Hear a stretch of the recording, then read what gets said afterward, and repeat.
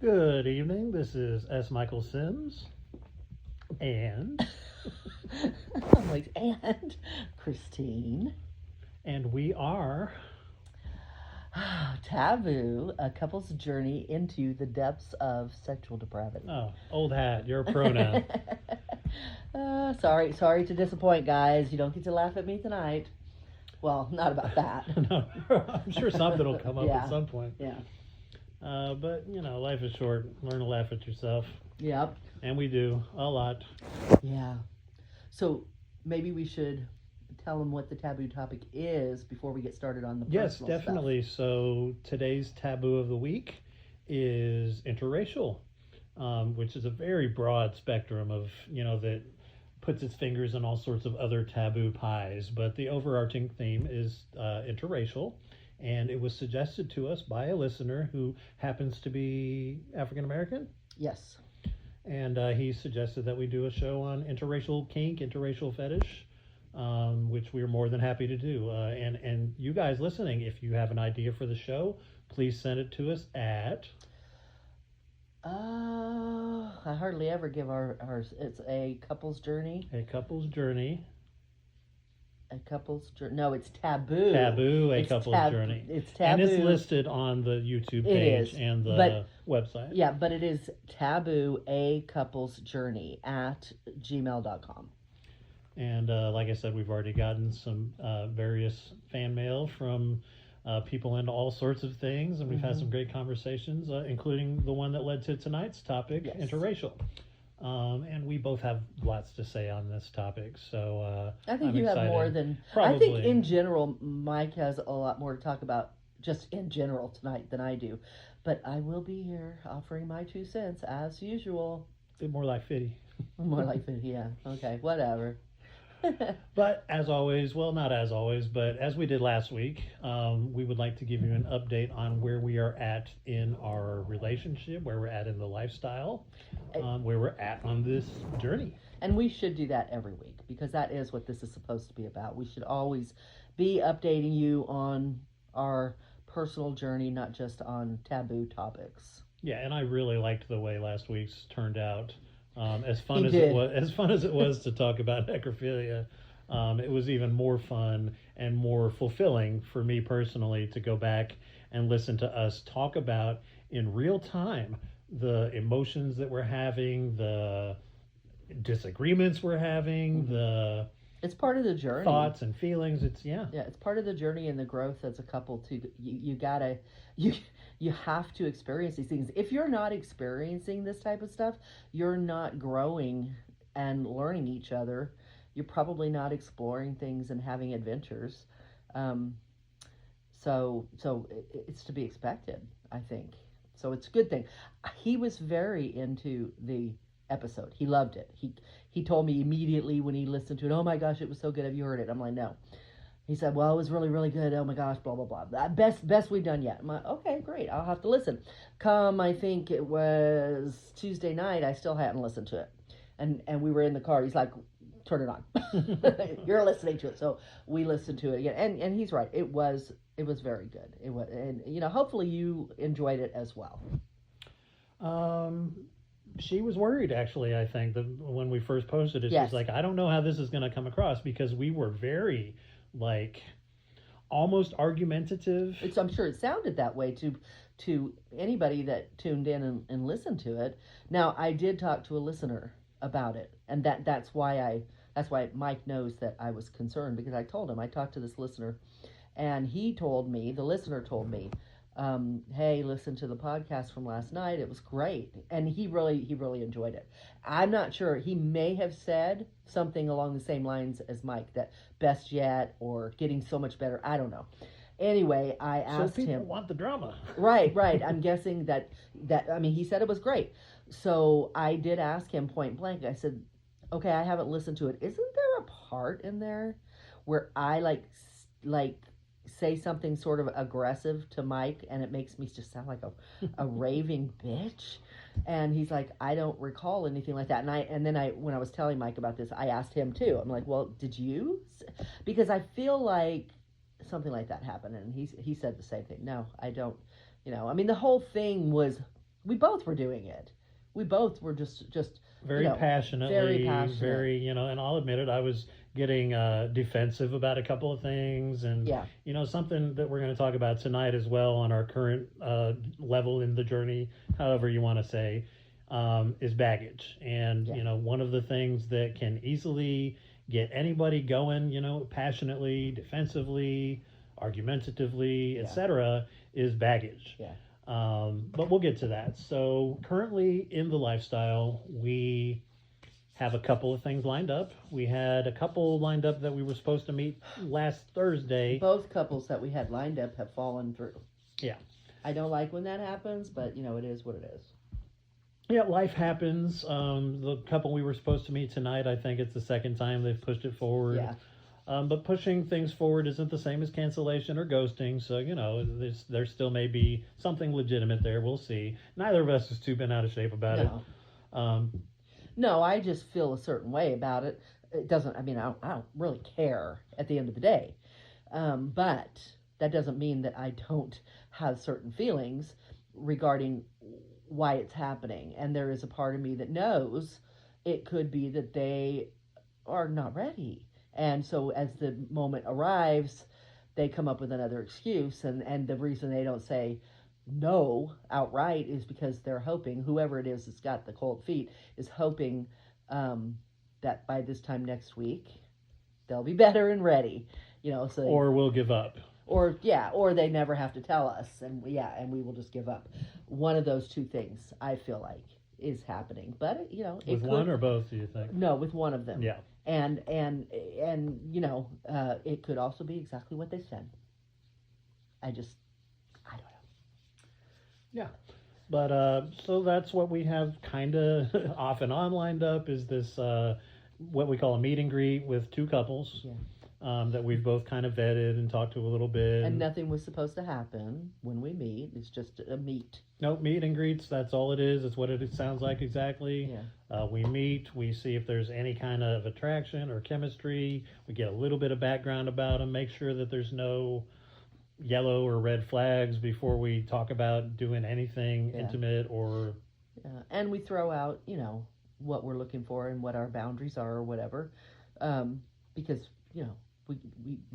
they need to know in case they go home and they're like, well, I didn't feel really great about that.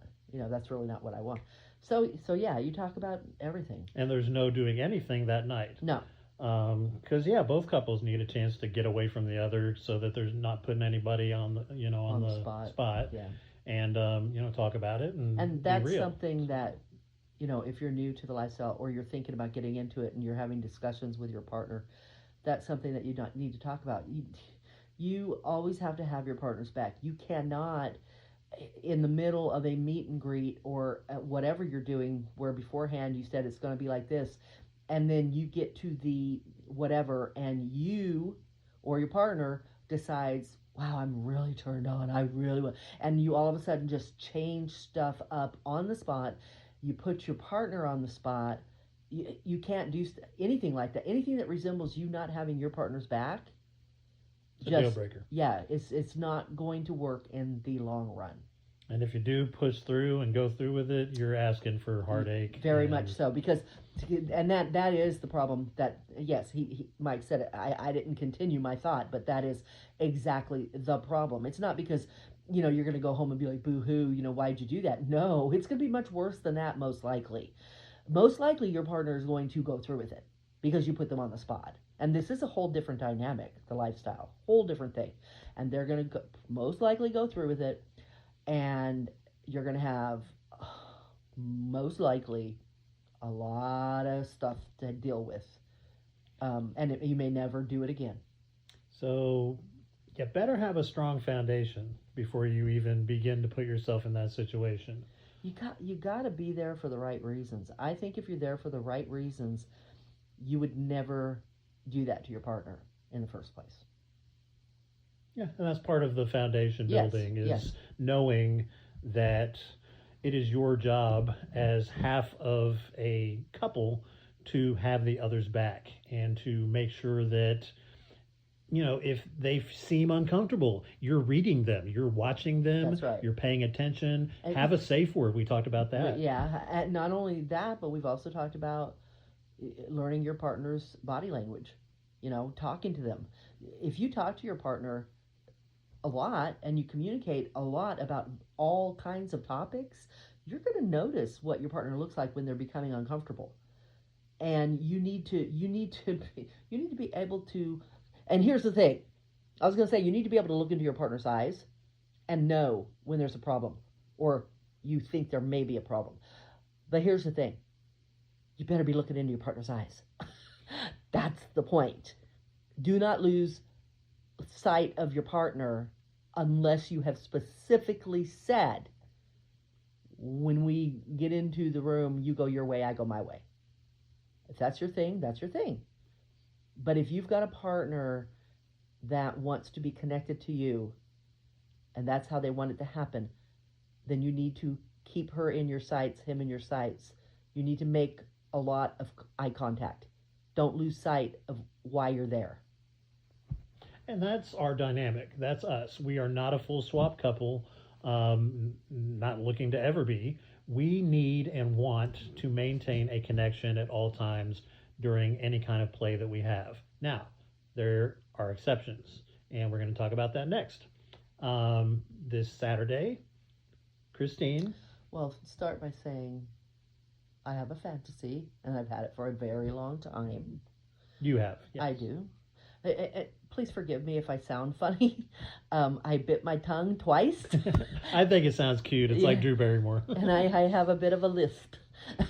So I apologize if I sound funny, but that's what's going on. But yeah, I have had a fantasy for many years. I don't even know how long. And it's a stag and vixen fantasy. And a lot of people anymore just don't know what stag and vixen is. So just really quick, I mean, you can look it up, but real quick, it's a dynamic between a man and a woman and it's basically the man is a dominant, very, very confident man. Okay, so I'm the stag. Yes, and it's not a cuckold situation. It is a stag, a dom, a confident man who in the traditional definition would be a confident man who his primary goal is his vixen's pleasure. However he achieves that, he will give it to her. And he does have a desire to see her pleasured by other men because he feels that's something that would please her.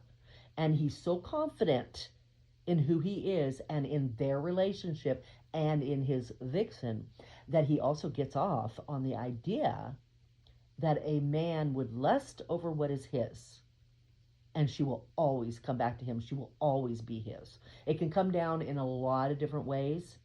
You choreograph however you want that scene to happen. The stag can be present. The stag can tell the woman, I want a scene this weekend. So find a guy, and you tell the guy, you tell your stag, this is who it is, and he approves it. And he knows where you're going, and he stays in contact with you as far as, and that's also, a varying level of contact. But he knows where you are at all times because he will take care of you and he will protect you. So he needs to know where you are. That's all part of the dynamic. He's your dominant stag. But it comes down. It happens in various ways. Yeah, that's one type. Another type is the stag standing right there, watching what's going on. He could be in the living room, but in the same house. He could be in the same room. He could be in the same room, but sitting on a couch across the room. He could be sitting on the same bed. Could be in the next town over, demanding updates. Right. It could be anything you desire. There's only a few things that are constant. And, one is that he is a confident man, confident in himself, in his sexuality, and in his vixen. He doesn't have a desire to find other women, but he does have a desire to find other men for her. And that's just where they're at the moment. The other thing that stags have in common, or stag and vixen relationships have in common, there's a consistent pattern, is the reclaiming at the end. So after everything's said and done, she comes home from the date or whatever, however it came down, they're alone, and they have their own special tradition, which what do they say about the best laid plans, Of mice and men. Yeah, so you can go ahead and you can try to say how it's going to happen, but don't be disappointed when it doesn't go that way. But you will create your own tradition of reclaiming. Our first attempt did not go perfectly well. No, it didn't. But it ended well eventually, but we went through some rough patches before but the reclaiming finale. Was a reclaiming, and it was good. Best 30 seconds she ever had. Right. Will that be our traditional reclaiming? Probably not. But I promise you the passion, the reclaiming, the intent will be the same. And maybe every time we'll do it different. There's no rules as to how you do it. But you do it. It's important that you do it. Because that's the whole point. The stag says, I know she's coming back to me. I know she's mine. And so now it's time to reestablish that connection. Right. Okay, I said it was going to be quick. Yeah, but so from my perspective, Christine is meeting a man this Saturday at, it's not a hotel, what did you call it? Oh, well, I don't want to say where it is. No, but is that a slang term for it? Or? No, that's the name of it. Okay, so I guess it's a short-term hotel. Yes, for couples. It's not for hookers. It's for couples. Now, I do want to throw out here, this was his idea. Yeah. I didn't even know we were going to be pursuing Stag and Vixen in this sort of way. And there's a reason I came up with the idea, and we'll get to that. It's part of tonight's Keeping It Real. I just wanted to throw it out there. Part of tonight's Keeping It Real, but I did know and do know that is one of Christine's go-to fantasies is Stag and Vixen. Yeah. So, I also just want to quickly say my idea of the fantasy was always that my stag would be with me. So I want to throw that out there too. I'm not saying that I'm not flexible and I'm not interested in any way we do it. I am. And he's presented this and I'm totally on board with it. I'm just saying. Yeah, no, and the first time we did a Stag and Vixen, I was there. Now, this time, however, I will not be there physically. But I guess I was just trying to say, and he's choreographed this. This is him putting this together. Mentally, I did all the action. But go ahead. At my direction. Yes. At his direction. Because for me, she mentioned it during the last episode that I had said something a little unusual, a little off. And it was during one of my fantasy role play moments. I had been fantasy role playing that she would only ever want to belong to Black Cock. But my version of the stag fantasy is, yes, you'll give away your pussy to Black Cock, but you'll want to be with me.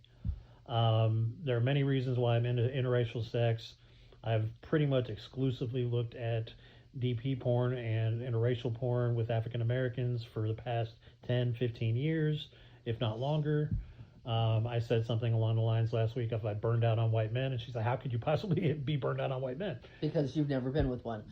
And I do want to point out, in case you didn't listen to last week's, what he actually said was that I would never be with another white man. Right, I was getting to that. Oh, sorry. I thought said, we I don't know that you'll ever be with another white man. Okay. Or I may have actually come right out and said, you will never be with another white man. Again, trying to assert that sort of stag mentality. He was being dominant when he said it. But that was because I feel some kind of way about white men doing things to Christine. I am excited by the prospect of African American men doing things to her, but I don't get that same feeling picturing a white guy with her. And that completely eliminates half of the possibilities for male fantasies for her, which is completely unfair. That would be like me telling her, or her telling me, I'm never going to let you do anything with any kind of woman except for a black woman. And she even brought that up the first time that I said, okay, fine, I'll only ever let you do anything with a black woman. And I'll be honest, I've not ever really been that attracted to black women. It's not that I wouldn't or couldn't. It's just that that's not one of my go-tos. And so that kind of helped me gain a little perspective. I have been unfair and selfish with my version of the stag fantasy. I wanted to remedy that. We went through a difficult weekend, had some really deep, soul searching type arguments. And at the end of it, I said, you know what? I need to feel what it's like to lose you. Because if I feel that, I'm only ever going to be fair with you. I'm only ever going to appreciate you and love you the way you're supposed to be loved and feel the way I'm supposed to feel about you sexually and all the things. I said, I think we need to set up a rendezvous with you and a white guy, because that's going to take all of this weird kind of, well, why the fuck not, out of my heart and just enjoy her pleasure. And I went like to the umpteenth level with that exponentially. I said, you know what? When you do what you're going to do, I want you to get him all excited. I want you to act like it's, you know, the best thing you've ever done. I want you to come back to me when we get back together and tell me how fucking great he was and how you don't know that you even want me anymore, that he just blew your fucking mind. The guy's a lot younger than me. He's like 30, what? 33. 33. So he's obviously physically superior to me. I'm not athletic. I'm average at best. He is what Mike asked me to find. Mike specifically told me, find one of these guys that's been after you for a while. And this was someone, it was easy because we'd already talked about it. I didn't have to put a lot of effort into it because, and he's the only one that I had been talking to prior to Mike. So it was easy. It was easy to reach out to him and say, hey. So she knows this guy has been wanting her for a long time, and a couple of years. He's going to be able to feed her praise kink like crazy, which her definition of a praise kink, please tell them what that is, because I always get it wrong. Well, I mean, I have What's your praise kink? My praise kink is that I derive my pleasure from being praised by my person, and that could come in the form of saying I'm beautiful, although I do not thrive on that. I like it. I enjoy it, and I want to be told that if he thinks it. But I don't thrive on that as much as I thrive on the sexual praise. And that's what it is. If whether it's the action that is telling me mentally by the way he acts that I have done good and I am superior in my mind anyway, and he might even say it, superior to anybody he's ever been with. So he just received the best blowjob he's ever had in his entire life. He's never felt this way before. That is the utmost praise I could ever get. So that's what I seek. I chase that. So if my man was to tell me, and I do ask these questions when I meet somebody and I'm thinking it may go on, I will ask, tell me your best sexual experience. And I listen to it. And this is why I ask so many questions. I listen to everything they say, and then I feel a certain way about making it better, about outdoing that. I literally will take that experience, put it in my memory, and say, I'm going to take that experience, I'm going to recreate it in a sense, and I am going to do better, and I need him to acknowledge it. Not because I'm going to ask him to. It has to be natural. And that is the epitome to me of feeding my praise kink, would be that in particular. Also, if a man were to come to me and he wanted me so badly that when we got alone, he threw me down and took me. And it didn't matter what I freaking said. He had to have me. And the sole purpose of his having me is for his gratification, because he wants me that badly. And I'm not saying I don't want to be pleased by my man, because that actually is going to please me. And yes, I do want orgasms. You want to be so attractive to him that he can't control himself. I want him to tell me, I have never had anyone like you. I can't believe I have you. And those are words. I want the action to back that up. And the action to back that up in my mind would be if he couldn't control himself. I don't want him to do it every time, but I definitely would like the feeling of he couldn't control himself, because he is so enamored with me that he couldn't control himself. Okay. So yes. So that's Christine's praise kink, which is amazing. In a nutshell. There's more to it than Yeah, that, but that's yeah. the basic premise. So I might as well go ahead and tell everyone the stuff that happened over the weekend, the bad weekend, was because I was a selfish lover. Going back to a scenario that Christine had, a fantasy that she came up with that I took part in on a couch. Basically, she was imagining that she and a girlfriend were taking care of me physically with my cock and taking turns licking it and sucking it and all the fun things. And it was amazing. I got probably harder than I ever had. He was more turned on than I think I've ever seen him. Yeah, she was saying all the right things. I was excited that she was, having this fantasy that she, for a change, was coming up with what we were doing, and it was working, and it was amazing. And then we got interrupted. And then we went somewhere else, not far off. To be private. To be private. Not far off, 10 steps away. But we got into this private area, and instead of picking back up where we had left off, I did what I always do when a fantasy stops. I moved on to the next fantasy. And the next fantasy just turned into me eating her out, and Well, there was no fantasy in that. It was just he. after I ate you out, I went to a different fantasy. No, I don't. Yeah. Okay. Yeah, but it was one of my standard fantasies. We were here. I'm pretty sure we didn't do anything. You ate me out, made me come, and you went home. Okay, if you say so. The point being that I interrupted, or I didn't interrupt her fantasy, but her fantasy was interrupted. And when we had, not long after, the opportunity to pick it back up, I didn't. I just went to what I consider the next best thing, her coming. It's all about her coming, right? It's supposed to be. Like, isn't that the point of doing sexy things? And of course, she came as usual. But as soon as she was done, she got that empty feeling of, I was doing something fun and exciting and contributing to our fantasy world, and he stopped and didn't continue it. Why? And she asked me later, why did you do that? And we had words, and we had hurt feelings, and we had explanations, and we had talks about baggage. And here's the bottom line. I tried when we got into the bedroom. I didn't immediately go down on her. I tried to get back into the fantasy, and I couldn't.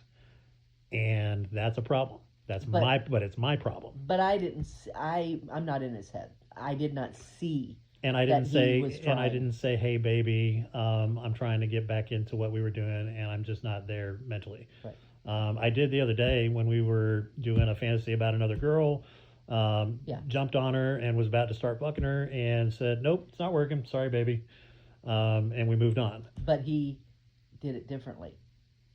Yeah, this time that I'm talking about, this weekend, that led to the hurt feelings and the bad feelings and everything that we're about to talk about, I just went down on her instead and acted like the fantasy thing had never happened, which was hurtful and wrong and selfish. How could it be selfish to go down on, and that was my thought process when we first started talking about it, was, how is it selfish for me to go down on you and make you come? Well, because I wanted to do the fantasy thing and you just poo-pooed it.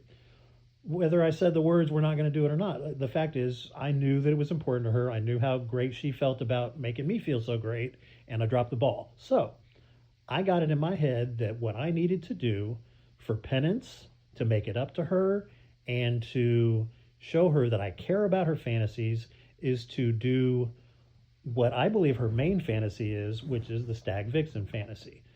However, I wanted to, again, to kind of make it a penitent thing, go about it in a different way. So rather than do it the way we did it with our previous encounter, with me being there and maybe joining in and maybe not, but then reclaiming her, I said, I want you to find a white male. Because on top of that, I also felt bad that I had said you can't do anything with white males. So again, I'm feeling bad. I'm trying to fix what I have done wrong, which is be selfish and only exclusively interested in my fantasies.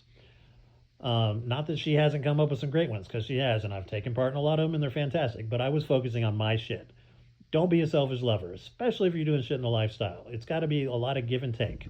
So I said, find a guy who's white, who's athletic, who maybe he's got a cock that's the size of mine or bigger, and I want you to have sex with him in a hotel. So she found this guy who's been chasing her for years and who's much younger than me. He's athletic. He's got around the same size, maybe a little bigger cock than I do. And we started talking about, okay, I'll do it. She didn't quite understand why, but she does, I think, at this point. And basically, you get the reasoning behind it. Yeah. So then we started talking about, well, what's it going to look like? And I said, well, just tell him you're going to meet him and give me updates. And that's how it started. And then I started to incorporate my version of the stag vixen fantasy, which is also quasi cuckoldry. And the way I'll explain that is, I had her start telling me things like, he's better than you, he's bigger than you, he treats me better than you do, he wants to fuck me in a way that you can't. And again, that's why I wanted her to talk about her praise kink, so that you understand that I can't always feed that kink of hers. I can't always instantly make her feel like I just can't control myself and I have to have her now. And that's what she desires more than anything. Yeah, I would like. I don't want to interrupt you, and I'll be quick. I just want to say I don't need it all the time. Like I said, just every once in a while, if I could have something that even resembles that, it would be wonderful. So go ahead. Yeah, and you know every guy listening right now is like, well, if it was me, I'd be like that all the time with you. Well, not true, but whatever. Well, it's not true. That they'd be like that all the time. All men say that. Right, that's what I mean. All men say that, but when you're in a relationship and you both have your separate sexual dynamics, that's right. But it would be nice if it happened some, Yeah, like when I reclaimed her after our first encounter and came in 30 seconds. Exactly. And there's been a couple of times since that I've jumped her bones. This last week, we had a couple of days where he was totally dominant. Now, he used his fantasies, role-playing and all that. It doesn't matter. He was very dominant, and he came in me like one day 3 times in a row. So those things matter. Yeah, it's not that I'm not fulfilling my duties or trying to do my best to feed her kink. Yeah. However, it does kind of play into why I wanted her to have somebody younger, have somebody who's been coming after her for a long time. So she did. She found this guy, talked to him, and I said, now keep me updated. Let me know what he says, what you say. And then on Saturday, when you meet this guy, I want to see his erect cock next to your beautiful face so that I know what he's about to do to you, and then fucking do it. And I mean, do it. Get into it. Tell him he's the best you ever had, etc., etc., etc. And then when you're all done, come home. We will meet. You will approach me and tell me, you know what? You fucked up. You took a risk that I would have sex with another man and not want the other man instead of you. And you fucked up, because now this guy fucked me like I've never been fucked before. I want him. I want his cock. I want his face. I want to look in his eyes instead of yours, and all of the things.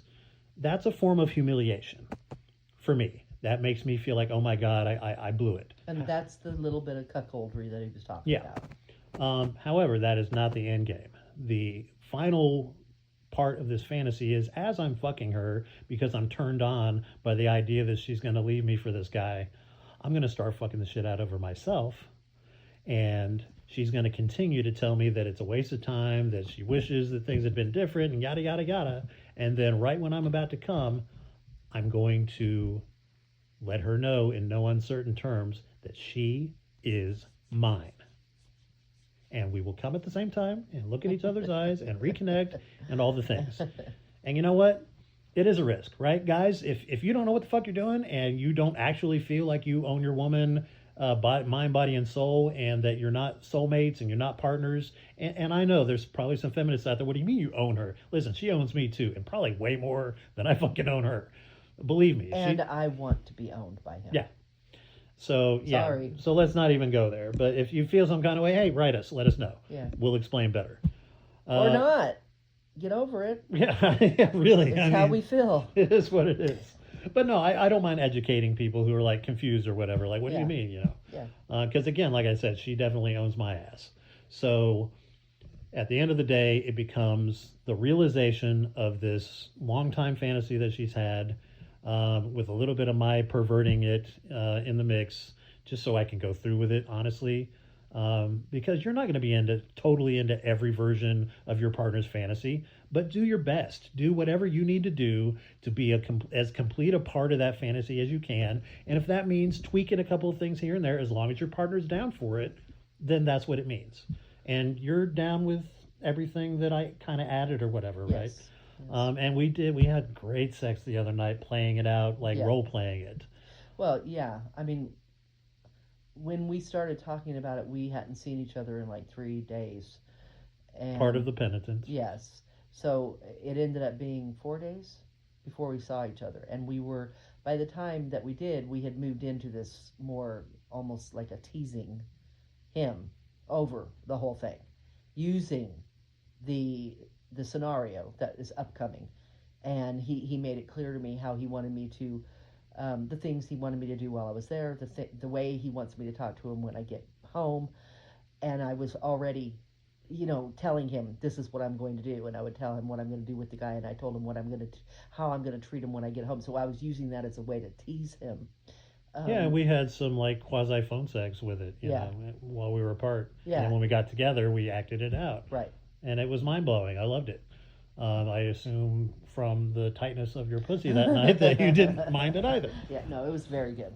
So, listen, this shit can get complicated, and the reasoning behind it can get even more complicated. And if you're like me, you like to analyze shit, you like to get to the bottom of shit, and you like to understand why it is you do the shit you do. But there's a lot of people out there who are not like me. They don't want to have a discussion about it. They don't want to analyze it. They don't want to argue about it. They just want to fucking do it. And if that's you, God bless you. I wish I was like you. I wish I could just fucking do the shit and not talk about it. But me, I got to do a show about it. So here we are. But yeah, Saturday, we're both excited about it. Can't wait to see how it goes, and we will let you know how it goes. Yes. So next week's show, the personal side of things anyway, we will be telling you how it went. And I think or topic, Mike will be alone. right, exactly. And I think we'll do Stag Vixen next week as our taboo of the week. Yeah, we should, since it will. Yeah. But in the meantime, some of the things that I mentioned during my explanation to you about what we're about to do came up in a conversation that we had earlier today. A very heated conversation. To give you a little bit of backdrop, I had just come back from work. I had not gotten any sleep the night before. I had stayed up very late. I couldn't sleep. I wrote her an epic poem while I was staying up, just telling her how beautiful she is, how much I can't stop thinking about her, how it's nice to hear her breath next to me when I have insomnia, because it kind of helps me get to a sleepy place, which it did eventually. And we still ended up screwing around in the middle of the night like we always do. All you have to do is breathe on me the wrong way, and I'm grabbing places, but kind of goes both ways that way. But yeah, not in the best place to be having an in-depth conversation about what to me is kind of a sensitive subject. And she, to top it all off, she had to be somewhere in about 20, 30 minutes. So it kind of shortened the length of time. And so it put added pressure on, I got to get my point across to him if I'm going to talk about this, and he needs to understand what I'm saying to him so that I can go on my way. And if he doesn't understand, then we'll continue the conversation later. That's not exactly how it ended up going. Conversation ended up going 45, 50 minutes. I did not take it well, and let's just talk about what we talked about, because it does kind of feed into this weekend a little bit. Basically, and you can correct me if I'm wrong, she approached me with a suggestion that I could possibly let down some walls and be less inhibited with my personal desire to get off. She believed that I was suppressing my personal desire to come, to have sex.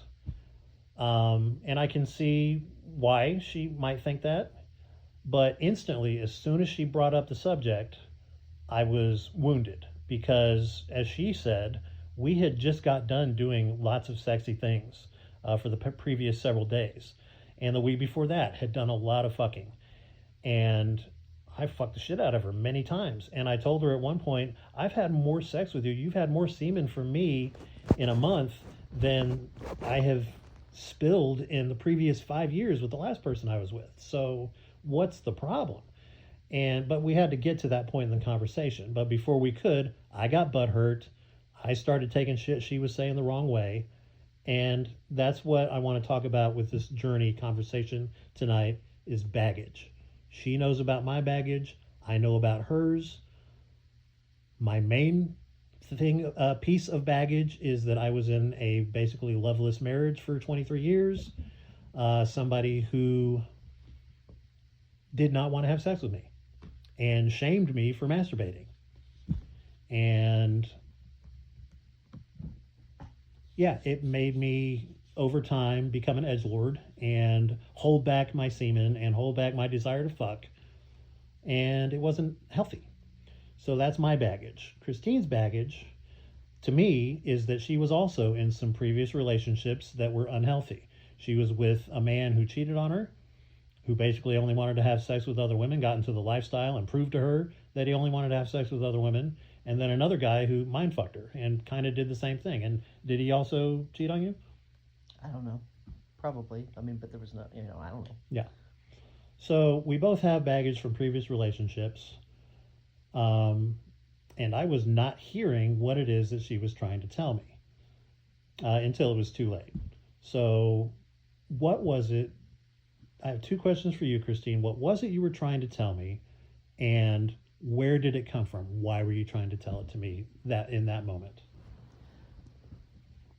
I was trying to, so what I was doing was, and I thought that I was kind of offering him a gift.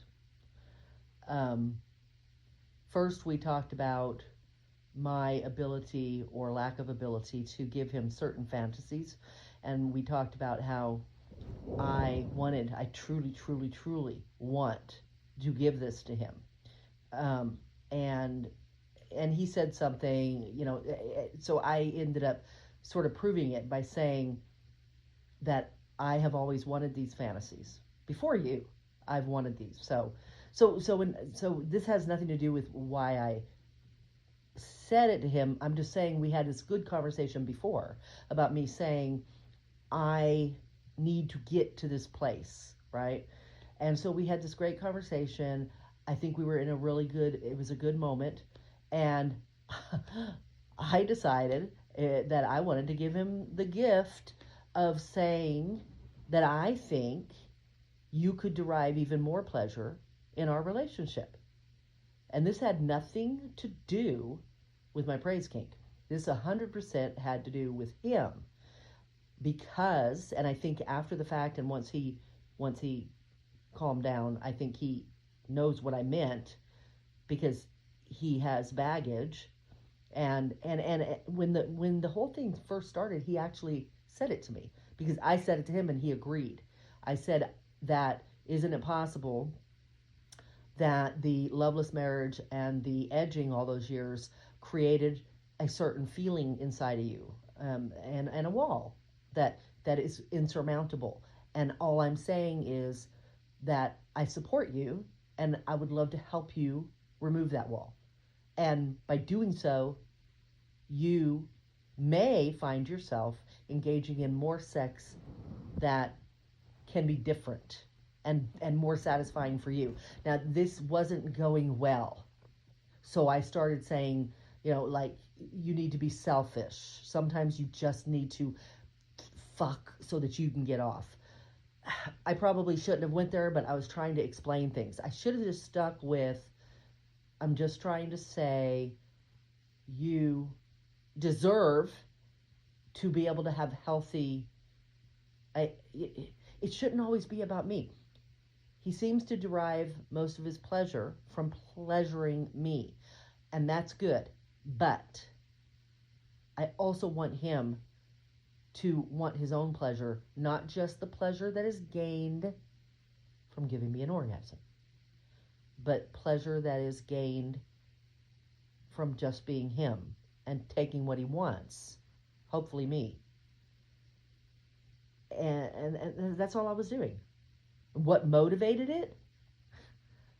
Just what I said. We were having a good conversation about me hopefully getting to a place where I could drop my baggage and realize the fantasies that I want, which so happen to be things that are actually for him, but I want them.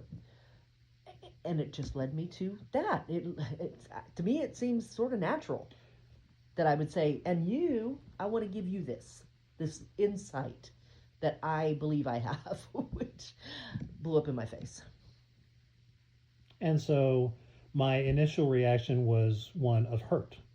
I felt like, don't you realize that when I do the fantasies with you that I've been doing for the past 2 weeks, and then we end up fucking and I come really hard inside of you, that I'm being selfish, that I'm not just thinking about getting you off, that I'm thinking about getting myself off?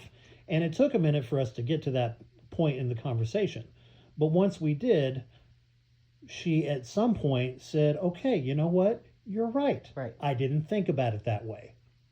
But unfortunately, also during that same conversation, and I didn't hear her really agree with me until she had already agreed with me a couple of times, because I was upset and tired and confused. Right, and at that point I was like, okay, I'm going to say this again.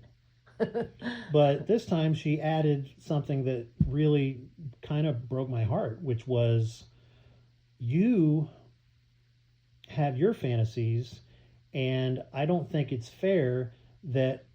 How did she put it? How did you put it? You said it was something like, I preambled, which he didn't like because he felt it was disingenuous.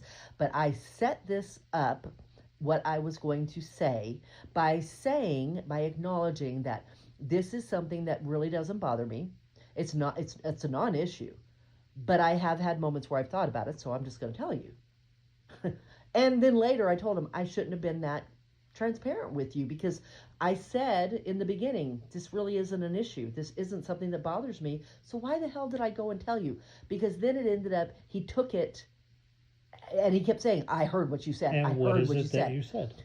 I said just that. I said that at times, those times that I mentioned, when I said it's not an issue and it doesn't bother me, but I've had moments where I have thought that, and I continued, that it seems unfair that you get your fantasies met and you get everything that you want, as far as, he always gets to eat me out and he gets the pleasure of my orgasms. And I know that pleases him as much as it would me if I was having the same thing. And that's my point.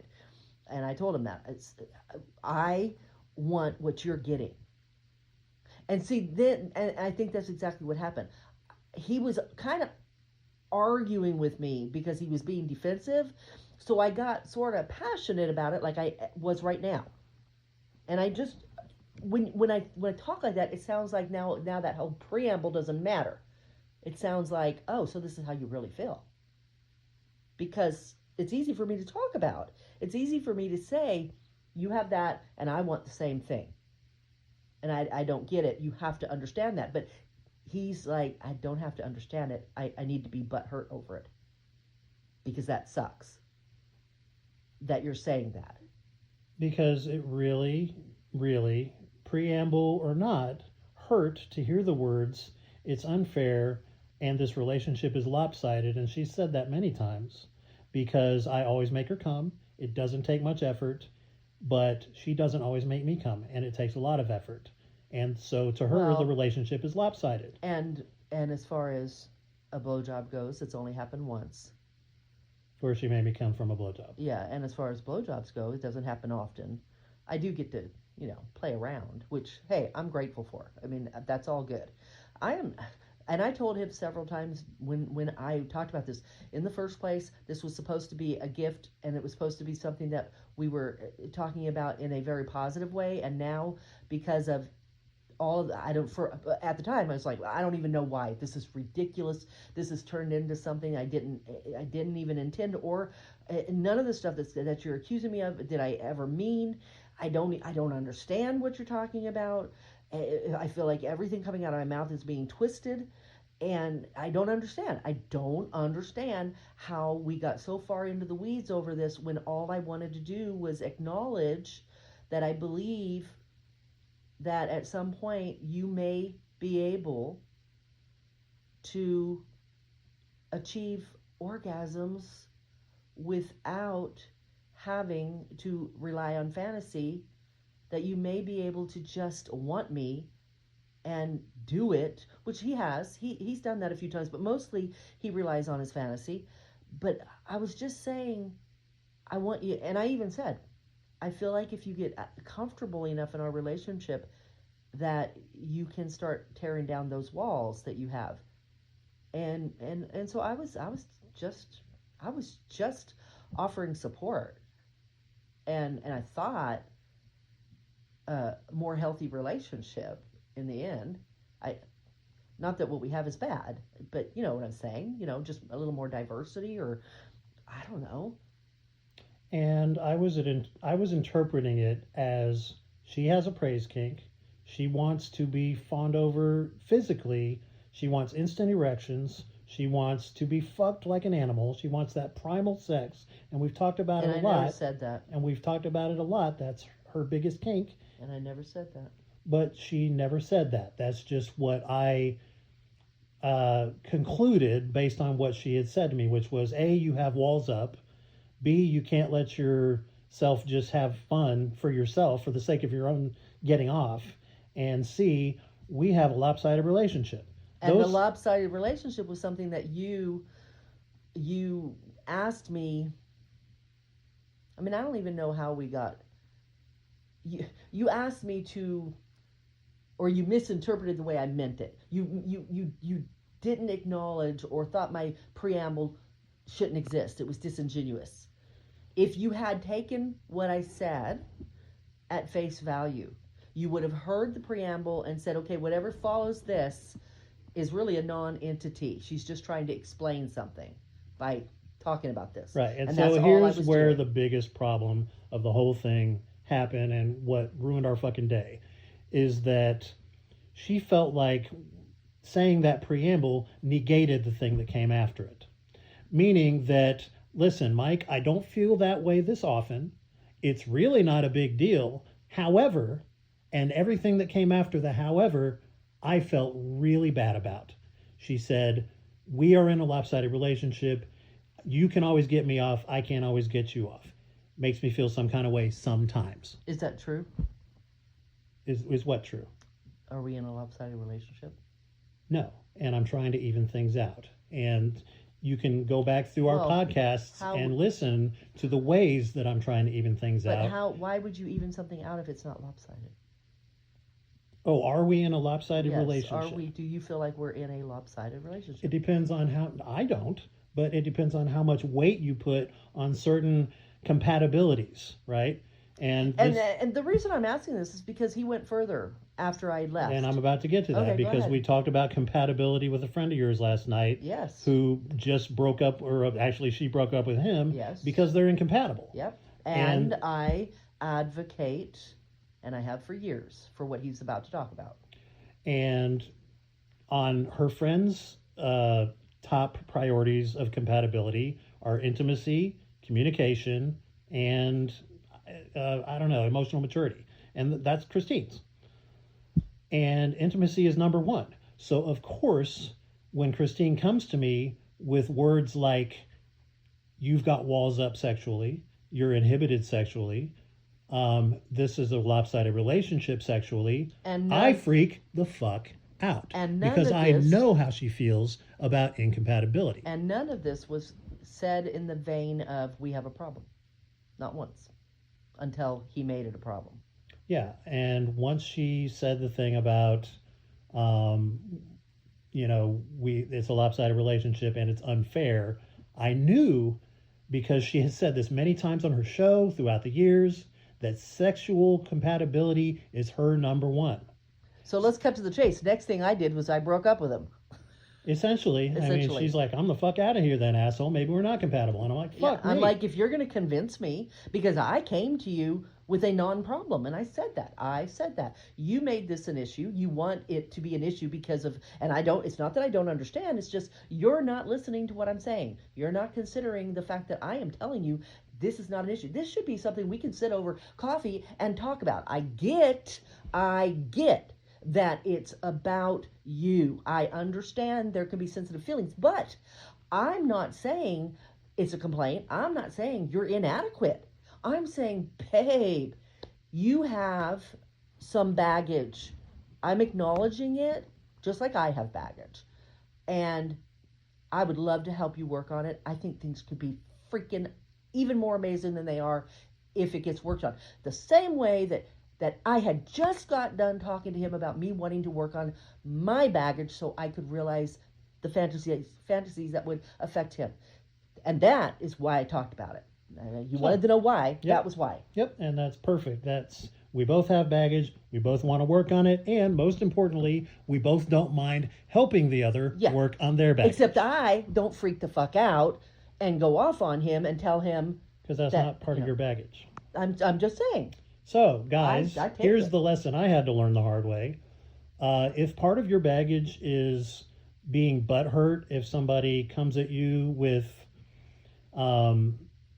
sexual incompatibility issues or feeling that things are unfair or critiques or whatever, think about the fact that if that person cares enough to work with you on your sexual baggage, don't give them a reason to have to work on separate baggage, such as communication, by freaking the fuck out, which I did. I freaked out. I was like, oh my God, you're going to burn out on me over time because what if I can't fix this problem that I have of not being able to instantly get it up and fuck you every time you want it? Actually, now that you said that, the very first thing he said to me when I brought this up, before I realized it was a problem, before he let me know that he was going to go on for 45 minutes freaking out, he said to me, I knew it was just a matter of time before you got tired of the oral sex. And I immediately started saying, nope, and he wasn't even listening to me. And I kept saying, nope, not at all, absolutely not. I saw where he was going. I saw a freak out coming, and I was trying to circumvent it and say that is not at all what this is about. I absolutely love our sex life. But he was gone. He was already gone. When he said that to me, when he said, I knew it was just a matter of time before you'd burn out on my mouth, basically. I tried to get him to listen to me and say, that's not what's going on here. And it was into the weeds after that. It was ridiculous. So, we went our separate ways. We had a conversation about how tonight's show was going to go. We had a further conversation about how this weekend was going to go. And we returned to baseline, which took some doing and took some time apart and basically getting back to baseline. We had to, before we picked up this conversation again, just do a little bit of life together. So we had some nice conversation with family. We ate together. We are about to watch a show together. We have plans for the evening. But again, I always bring up this thing called the tunnel of chaos. It's getting into the ugly, the weeds, as she called it. There, however, and I have not said this at any point, but I'm telling you tonight, there is a time and a place for getting into the tunnel of chaos. The time is not 45 minutes after what should have been a 5-minute conversation.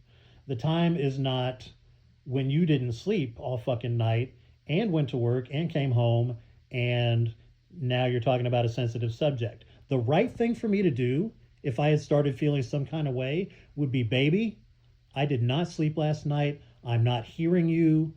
What I am hearing is hurting my feelings. I can't talk about this right now. Now, I always talk about don't shut down conversation, enter the tunnel of chaos. No. Yes, try not to shut down conversation when it's heartfelt and it's important topics, etc. Because if you stop talking, the relationship is over. Right, but you wrote me something today, and it is what you should do alternatively to entering the tunnel of chaos, as you put it. Sometimes it's good to read the room and know when that's going to be detrimental to your relationship and not helpful. And at those times, it's best to acknowledge, well, we may not be able to enter that tunnel at the moment because it won't go well for us, because one of us is a little, distraught or whatever, unslept, whatever the case is. But what we will not do is go to bed with this unresolved tonight. We will figure it out before we go to sleep. And everything's going to be good before we go to sleep. And for the most part, we have figured it out. And I would like to thank our listeners for that. You guys. And it's funny because her friend that we were talking about, who had this unfortunate breakup, at one point had said to her, she's not your therapist, talking about me. Yeah. Because we talk about deep issues and shit that I've been through and shit that she's been through. And it gets pretty intense sometimes, which kind of pissed me off a little bit. Like, what do you mean she's not my therapist? Duh. But if you think about your life partner, your fucking soulmate, the person who's supposed to know you better than anybody else, they kind of are your fucking therapist. There's a reason why therapists cost 150 to 300 bucks an hour, depending on who you're talking to. It's because they have to be able to listen to you and understand you and appreciate you and get when you're not at your best and get when you're broken and deal with it and help you get through it. And if you don't have somebody like that in a relationship, that might not be your person. And okay, good for you. Maybe you have a friend with benefits. Maybe you have just a fuck buddy or whatever. And that's fine. It's a free country. God bless you. But if you are trying to do what we're trying to do, which is have a deep soul connection with the person you're with and do lifestyle things that we both want to do and have kinky fantasies and talk about fetishes and all the things, you need to be able to have these deep conversations. However, I'm going to say it again, there's always a time and a place. And like she said, read the fucking room. She just wanted to have a quick conversation and kind of throw it out there. Hey, Mike, I was thinking maybe you could be a little more selfish in the sack. Yeah, what a horrible thing of me to say, Mike. Be selfish. Think of you sometimes. Oh, heaven forbid. Christine, you're a horrible person. And my dumbass took it the complete wrong way. And it was not supposed to be a bad thing. It turned into a horrible thing. It was not supposed to be a bad thing. I was supposed to be talking to him about something that I thought was pretty damn good. Just like me saying, I want to realize my fantasies. I want to become that person. I thought I was saying the same thing to him, about an issue that would also help.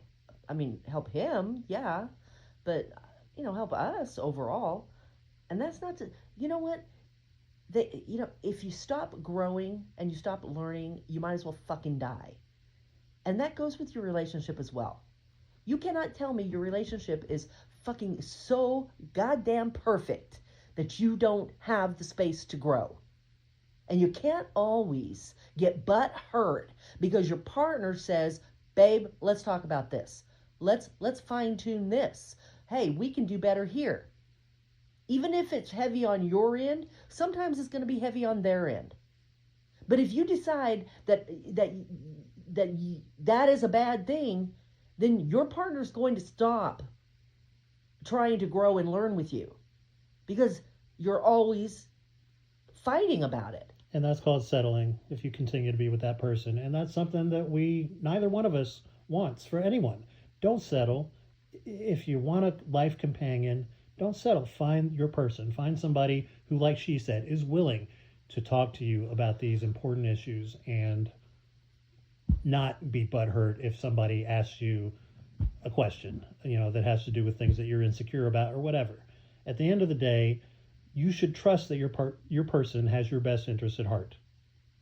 Right? Yep. So, that was today. And it was a rough one. And this is real life. And this is a couple's journey. And we have not been together that long. So we're still learning things about each other. I learned today that I can't have an argument with Christine in the style that I argue with my friends, in the style that I argue with my acquaintances on documenting reality. I'm a kind of no holds barred, win the fucking argument by knocking your opponent's points down, pointing out logical fallacies. It's just a wrong way to be in communication with your partner when you're trying to talk about issues of intimacy. Yeah, we can debate like that on other things. Yeah, religion, politics, and we do. But when it comes to a subject like this, and your partner is trying to offer you a gift, in essence, of their thoughts on this very sensitive topic, and you decide to rock them, knock them, sock them down, to win the argument because especially because you're butthurt over it. That's just not going to work. And it didn't, and it doesn't. So, again, lesson learned. We're growing. We're learning each other. There's baggage, but that's why you communicate, and it's why you don't go to bed angry at each other or knowing that the other one is hurt or sad because of shit that you did or said. Get over yourself, humble yourself, do whatever you got to do to fix things. And I want to say one last thing on this, and then we need to talk about taboo. I do not like flowers. Okay, I'm not a flower girl. And Mike brought me 2 bottles of my favorite wine, which I thought was so sweet. Oh, and he wrote me a poem, which he's amazing. He writes me poems all the time, and they're not just like, roses are red type stuff. They are an insight into his heart and soul, which is why I love his poems. He gives me that gift quite often, and he knows how much I adore those poems. And so he gave me a poem. Actually, he gave me one as soon as I woke up this morning. There was one. So yes, he gives me these things, and he gave me the wine, and that's another thing, and that's what reason I bring it up. If your girl or man does not like traditional ways of saying I'm sorry, pay attention to who they are and know what to give them. He knew exactly what to do for me to make me smile. And we may feature, besides kinky pictures of ourselves doing kinky shit behind a paywall, we may put some of my poems behind the paywall. They're good. Because they're intimate, Yeah. but they are very relevant to us. Every poem that I write has to do with us, the way I feel about her, my baggage, my kinks, the whole 9 yards. Yeah. And your woman may not, or your man may not be into that, and that's fine. Get them whatever they're into. But that's the point. A woman might not want flowers. She might not want chocolate. That's just traditional stuff. That's society. Know the love languages. Yeah, know her. Know him. Give them something that's relevant to them that actually will make them smile. Like a black cock. Oh my God. That's for him. That's right. You want the white cock. Okay. She's not opposed to black cock, but no. She's I was kidding. I said it's for you. Like he wants to take it up the ass. What? No. Come on. That's what I was joking. Although. Oh my God. That's a whole nother episode. Yeah, that's a different taboo. So listen. No, it's not. Right? It's interracial. Listen, and this is going to be our longest episode to date, which I'm even more excited about. You're used to seeing us at between 50 minutes to an hour and 10. We're already at an hour and 7, and we haven't even started on interracial. And we have a lot to say about it. So, anything else on our journey at this point? No, that's all I wanted to say about It's worth the fight, folks. Fight for your relationship. Do not give up. And do not, like me, say stupid shit like, I don't know if this is sustainable. Or you're going to be bitter in 10 years because I'm not fucking you the right way. Like, don't fucking sabotage yourself, guys or ladies. Fight for it. Fight and do whatever you got to do to make it work. Yeah, that's true. Once again, Mike was talking as if he was ready to toss me away. So, don't do what Mike does. Yeah, well, Mike makes some of these mistakes, so you don't have to. So listen and learn from my stupidity. Cautionary tale. Moving on to the taboo of the week, interracial. It's no secret by now. I am very interested in black cock. And see, I told you. Not in that way. Not necessarily in that way. This goes back to, I believe, the origins of this kink, this fetish of mine, goes back to when I was 7 years old, and I lived in Virginia Beach, and I went to Pendleton Child Service Center, which was a inpatient facility for troubled kids. And I was an abused child and neglected and had a lot of baggage, as you might say, a lot of trauma. They don't call it baggage when you're a kid, it's trauma. And I ended up in one of these homes, And while I was there, lots of things happened to me from both adults and kids. But one of the things that happened to me was at the age of 7, I was molested by a 10-year-old boy who happened to be African American. And he had me give him oral sex. And yeah, so that's kind of what I believe is the origins of my fascination with black cock. And over the years, it's been cultivated by looking at interracial porn, by doing things with one of my exes that included interracial sex. It became my ultimate kink.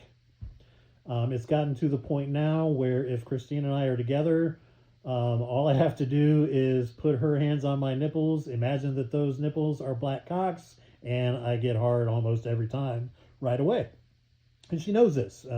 I have never kept any of this from her. And people, if you want to do shit in the lifestyle, be fucking transparent. That's all I can tell you. I tell Christine every fucking fantasy I've ever had. Sometimes she doesn't even like to hear some of the shit I've told her about. But that's just, unless it's necrophilia. We talked about this last week. If you're into necro, do the blow up doll thing, okay, and get therapy. But other than that, tell your partner what you're into. They will respect you for it, and they may or may not get into it, but that's up to them, and you'll work that shit out. But for me, it's black cocks. Has been for years. Black women, not so much. I'm fascinated with black women. I love black women, but I've never been with one. There was a close call a couple of years ago where I almost did. Didn't work out. But we recently have had a fantasy where you want to talk about the fantasy we played out recently with your girlfriend? Oh, go ahead. Okay. Well, we recently had some fantasy play where Christine and another woman are doing things to me. And when I said to describe the other woman, Christine surprised me and said, she's black. And that intrigued me. And I was able to envision a black woman that I'm attracted to because it was part of Christine's fantasy. It kind of helped me get over the hump of the fact that normally I'm not attracted to black women. The fact that she made it part of the fantasy made it attractive to me. And that's also part of why I'm excited about what she's doing this weekend with this guy. I've never been attracted to white men. I've never found, not never, it's been a good 20, 30 years since I've looked at straight white on white porn.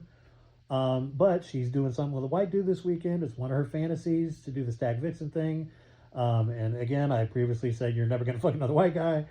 And I am actually more excited now about her doing shit with this white guy than I was when we fucked around with the African American guys. So again, tell your partner your fantasies, because it might help them unlock their own fantasies or warm up to your fantasies. Be descriptive, be honest, be open. But yeah, that's my main interracial kink is African American males, usually involving at least two. Sometimes I entertain the idea of gangbangs and whatnot, but most often it's double penetration of my soulmate by two large black men with giant cocks. Christine, have you ever had any interracial fantasies? No. No. Okay. No. I've had interracial interactions. Yeah. In real life, but I have not had fantasies. Okay, so I've never been with a black girl. I've been with a Mexican girl. I've been with a Puerto Rican girl. I've made out with East Indian girls. But that's about it. Does Jewish count? I guess, and a Jewish girl. But that's the extent of my experience with interracial sexual encounters, apart from the black cocks that I've introduced into the lifestyle with my partner, which has happened 2 times. So you said that you have had encounters with Yes. people of other races? Yeah, when I was swinging, there was multiple times, and then of course there was Jay, which was most recently. And then there was a black guy that I kissed when I was 15 because he said to me, "Have you ever kissed a black guy?" And I'm like, "I don't think so." And so he kissed me. He was quite a bit older. I mean, he was like, I was 15, he was probably 23. But yeah. you wouldn't say that you ever have like a fetish or a kink No, I towards don't. other races. So Yeah, no. that's kind of a difference between the two of us, is that one of my kinks, and probably my main one, my main fetish, involves someone of another race. And so that's why it's a taboo topic. Why we picked the topic for tonight, or why... But I do want to be clear. I mean, I think it is clear, but I'm just going to just in double case check the it. cancel culture crowd. Yeah, just to understand that he keeps talking about his fantasy regarding interracial. It's a fantasy of these interracial people with his partner, not him. With Right. his partner, because you said many times I'm attracted to.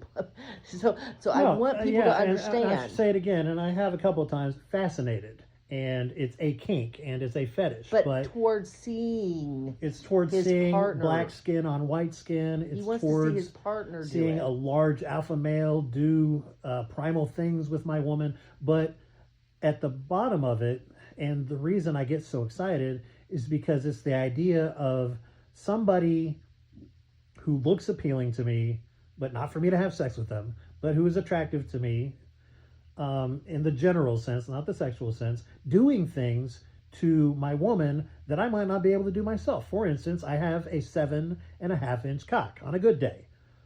Some black men, don't believe the rumor because it's not all black men, but some black men have upwards of 10 inches, which is fascinating to me. That's so do some white men. Oh yeah, BWC, right?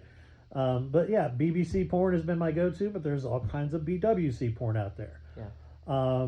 I'm excited. Another reason I'm excited for this weekend, the guy's slightly bigger than me, so yay. It's the idea of wanting to please my partner as much as possible, and maybe there's somebody who I don't mind seeing do it to her who can do it better than me. But guess what? Again, at the end of the day, I'm taking her back because she's mine. God damn it. Other races, like I said, I've done some things with girls of other races, but I don't have that fetish. I've known many guys who openly admit that they're into Asian porn, Asian women. Not for me, but God bless you if that's your thing. We used the example last week of there's probably in China on Chinese porn websites, if they're allowed, fetish sites based on white guys and white women doing things, and that would be a interracial fetish for them. Is it taboo? I guess technically no, not in most places now because it's a free world, it's a free country, but I'm sure there's still many places in the world where it's looked down on to be attracted to someone outside of your race. But having said that, all you're talking about up to now is just sex with, interracial sex. That in itself is not taboo, as you said. Maybe in some parts of the world it still is, but it in general is not. But what taboos are there out there? What kinks are there out there related to race? Are there any? Well, and like I said, for me, the obvious is BBC. No, that's not what I mean. Because we're talking about. Okay, no, that you're right. That is one. That's one right there. A kink that has to do with race would be all these women that are wanting BBC. So that's one. You're right. So what other type of kinks? My go-to one, like I said, is Asian women. There's tons of guys out there, and they look at anime, like Japanese animated porn that have Asian girls in it doing crazy kinky things. So and also that I don't know what it is that it's called where they do the thing, the dolls or hentai. Yeah, I don't know. There's something in Asian manga or whatever it's called. How do you say manga? That? Yeah, manga. There's something about the girls that they have the cross eyes and the lips. They're called something. But anyway, so there's that. That all specifically has to be Asian women. There's some dudes that are into kabuki girls, Asian massage, right, with the feet and all that. Right. So what other kinds of fetishes or kinks do we have related to race? There's a song by Aerosmith called Taste of India about going down on an Indian girl, an East Indian girl, and all of the exotic spices of her pussy. Oh my God. It's a very good song. What, did she put potpourri in it or something? Right. God. A lot of curry, right? Wow. And that's fun. We won't go there. So what about? But that's one. It's East Indian women are supposedly exotic. What about black people? Are there fetishes out there, kinks regarding blacks and whites? And so I have heard that some black women don't like white women because they know that black men who have also, like white men in American and Western culture, been exposed to the ideal beauty of a white woman, usually blonde hair, blue eyed white woman, is the American ideal, and they have been exposed to it over and over their whole life. And many black men, like white men, are attracted to white women of a certain look. So I have heard that. I've heard that black guys like white women with big butts. Okay. What about black men who have a fetish to have a white woman call him the N-word, tell him he's her slave, use derogatory language in order to get him off? I've seen porn many years ago. I saw a porno magazine, actually, where it was a white slave owner woman who cracked a whip and had him go out in the barn and perform things on her, but she would call him the N-word, and he was her slave. So when I was a cam model, I did it for 3 years, and I can tell you that I probably only had this happen 3 times. And for all I know, it was the same guy. Different names it was, but it could have been the same guy. But I had people pay to take me into a private room. They never did it in the public room. So they'd take me in the private room, and they would pay me a lot of money. I never did it. But they would pay me more and more and more to try to get me to say the N-word at them. And I wouldn't. And I refused, but they kept paying me. Now will you? Now will you? And I had conversations with them. Why do you want me to say this word to you? And they said that there is just something about a white woman calling me, and they would say the word. I don't understand it, but that is a kink. And I've seen some porn where white women will say, "Fuck me with your N-word cock." Right. Well, and they wanted it derogatorily. They didn't want, they would have been fine with that too. Yes, 100%. But they just wanted me to disparage them. If they had wanted me to use the word in a sentence, as you just did, that'd be one thing. I still wouldn't do it. But they wanted you to act like a racist woman towards them. Yes.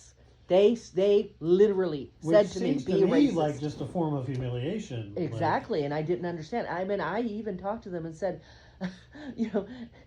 everybody's been fighting for a long time to get away from this. Why? You're not at the back of the bus anymore. Why are you trying to pay me?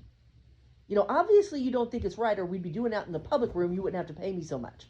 Why are you trying so hard to get me to talk to you like I'm a racist? Because I'm not. And they're just like, there's just something about it. And so, if you want to talk about some interracial kink, that's got me beat, Right, yeah. That's what I meant. It's not just about the BBC or about, wanting to see your woman, with black guys. There's other stuff out there. But what you just described reminded me of this episode of Boardwalk Empire. I'll never forget it. It was intense. Where a gangster is watching his wife getting plowed by this large black man, and he's a racist asshole. And so while this black guy's fucking his wife, he's calling him the N-word and saying, "F her, N-word," is fucking, whatever. And he's being mean and aggressive. And the guy's doing it, and he's plowing his wife, but the guy goes too far and says the N-word one too many times. And the black dude stops what he's doing, turns around, and stabs the motherfucker to death right in front of his fucking wife. There's your cuckold fantasy, motherfucker. It's funny how I don't remember that particular episode. Oh, but I do. Yeah. So just be careful. So are there any other interracial type of fantasies or taboos, kinks? So I guess you when it comes to role play, you could do like some cultural appropriation, like geisha type shit. Which is less racial and more ethnic, I guess, technically. But you could do sex in blackface, Oh my gosh. Wow. Please don't. No. Please don't. I'm not. Oh, you will be found out. You might think that what you do behind closed doors. Right. There'll be a video somewhere. Somebody's going to find out. But no, that night you had a peeping Tom with a camera. But, theoretically, there could be somebody who would either like their woman or man to pretend to be someone of another race for whatever reason. So I think, like, my takeaway from this is that the biggest thing in sex, whether it's a taboo or not, which I think it used to be. I don't think it is anymore because Okay, it's so common. Is the BBC? Yeah. So let me tell you something else because it brought up what I was just saying, which is that sometimes I do imagine myself as a black man fucking Christine. Really? I imagine my dick is bigger than it is, and that she's and I will say, tell him to fuck you. Yeah. And tell him to fuck you with his big black cock. It's part of my fantasy, and I'm imagining myself as the black guy. Oh, so see, it's a form of role play. This is news to me. Every time you've always said that, I thought I was talking to the guy that, not him, not Mike. I thought I was talking to the guy we're gonna find or whatever. Which she, in a sense, is, but now I'm that guy. That's part of the role play, is that I have moved out of the white guy standing in the corner watching his wife get plowed by a black guy to now I am the black guy plowing the wife. See, now that I know that, my role play is going to be much better. Oh, well, see, I get so much from this fucking show. I get therapy, I get forgiveness, I get to learn shit, and I get brand new fantasies unlocked. Yeah, I didn't know that. I was not aware of that particular little, twist. So yeah, it will be better. I will now be speaking to him directly, whereas before I was trying to speak to this person who, was like, in my mind, sort of like standing behind me or something. Now, it's really going to blow her mind when I tell her to speak to me in a Chinese accent. Yeah, whatever. That's not happening. Me love you long time. Oh, that's Vietnamese. You really are a racist. Lord, I apologize. Be with the starving pygmies down there in New Guinea. Amen.